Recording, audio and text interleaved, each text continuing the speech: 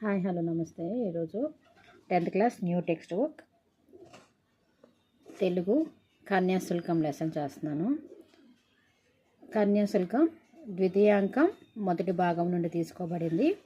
కవి గురజాడ అప్పారావు.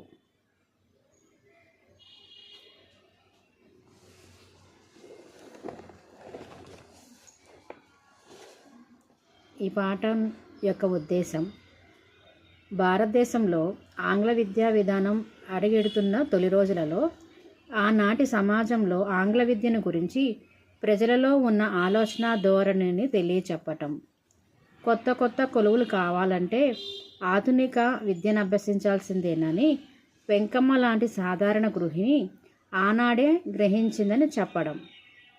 సమాజంలోని దురాచారాలు, సంఘ సంస్కరణపై అవగాహన కల్పించి విద్యార్థులను చైతన్యపరచడం ఈ పాఠం ఉద్దేశం.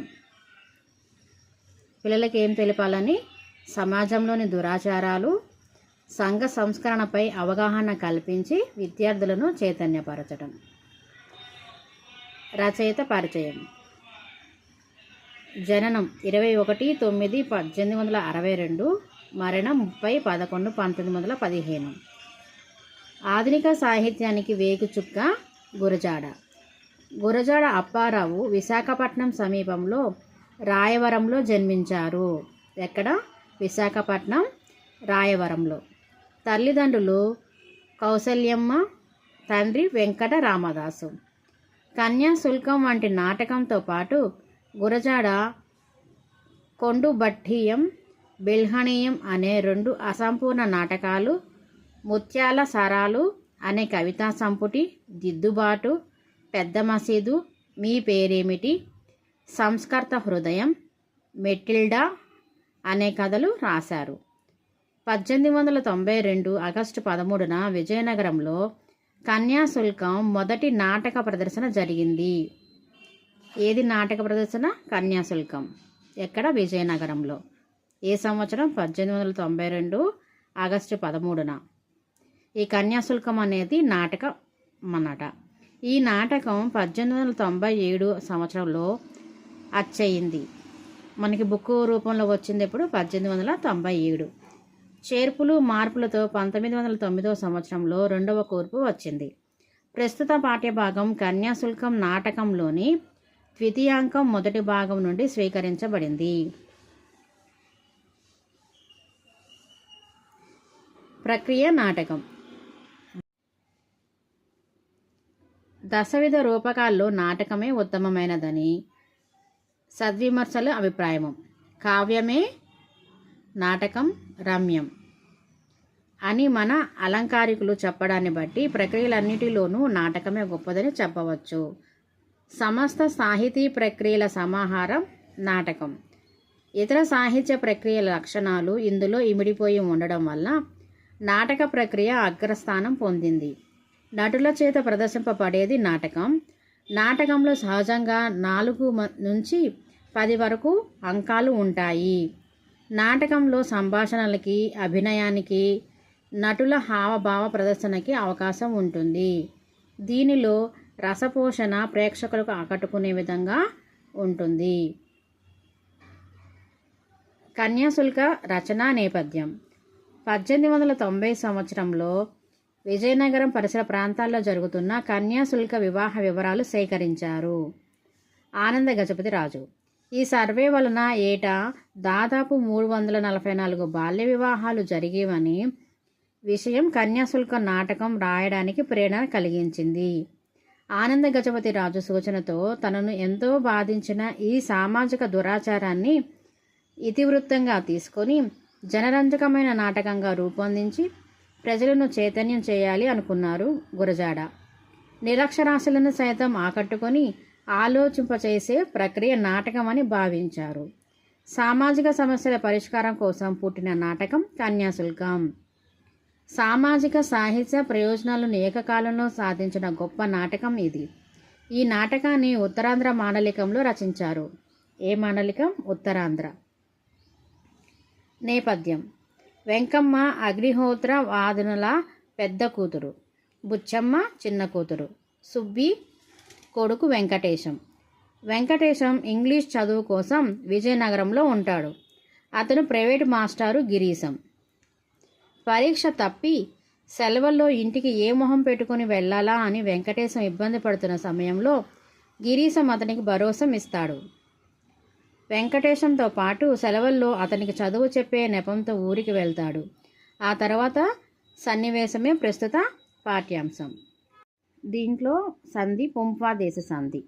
అదరము ప్లస్ మాట, అదరపు మాట, దాన్నే మళ్ళీ అదరంపు మాట. నీలము ప్లస్ కండ్లు, నీలపు కండ్లు, నీలంపు కండ్లు.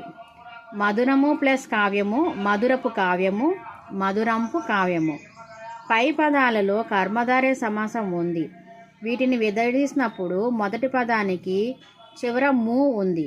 సంధి జరిగినప్పుడు ము వర్ణము పోయి పు అనే అక్షరము కానీ లేదా ఉంపు కానీ వస్తుంది. ఇలా రాయడాన్ని పుంపాదేశ సంధి అంటారు. సూత్రం: కర్మధారయమునందు ము వర్ణమునకు పు అగును. ఈ పాటల్లో కొన్ని పదాలకు అర్థాలు ఇచ్చాడు. శిస్తు పన్ను, పూష్టం జ్వరం, కొట్టేసింది చంపేసింది, కాయల దివాళా, మనం పరిశ్రమలు కాయల పడ్డాయని అంటాం కదా అట్లా. గొట్టి కాయల, గోలీకాయలు. చప్పన్న భాషల 56 భాషలు, చప్పన్న భాషల 56 భాషలు. విదూషకుడు సంస్కృత నాటకాలలో కథానాయకుడికి వినోదాన్ని పంచే సచివుడు. శషభిషలు గొప్పలు. గణించు లెక్కలోకి తీసుకొను. శ్రమదమాలు శ్రమపడుతూ కష్టాన్ని ఊర్చుకోవడం. దమ్మిడి 192 దమ్మిడీలు 1 రూపాయి. పట్టెని పరిసర ప్రాంతాలలో. భోగట్ట ప్రస్తావన, విచారణ, వివరము, సమాచారం. విధాయకం ఆచరించదగ్గది. పొలితి పోలిక. గళ గ్రాహి తడబడకుండా. పేలపిండి పేలాలతో చేసిన పిండి. తోవ పెట్టడం దారి పెట్టడం, సాగనంపడం. ఖాయిదా కాపలా, అదుపు.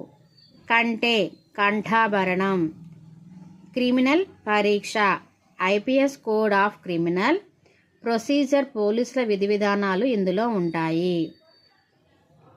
దీనిలో కొన్ని మాండలిక పదాలు ఉన్నాయట. అష్టాలు అర్థాలు. వేదాన్ని అష్టకాలుగా విభజించారు. మళ్ళీ అష్టకాలను పన్నాలుగా విభజించారు. జట వేదాధ్యయనం పదము, క్రమము, జట, ఘన అనే క్రమంలో సాగుతుంది. వేదాధ్యయనం పదము, క్రమము, జట, ఘన అనే క్రమంలో సాగుతుంది. మనకు కూడా అంతే కదా పిల్లలు. మనం ఫస్ట్ అక్షరాలు, తర్వాత పదాలు, తర్వాత వాక్యం. నల దమయంతులిద్దరూ మనఃప్రభావనల దహ్యమానులై నలిపిరి దీర్ఘవాసర నిసల్. ఈ పద్యం ఆంధ్ర మహాభారతం అరణ్య పర్వం 2వ ఆశ్వాసంలోని 24వ పద్యం.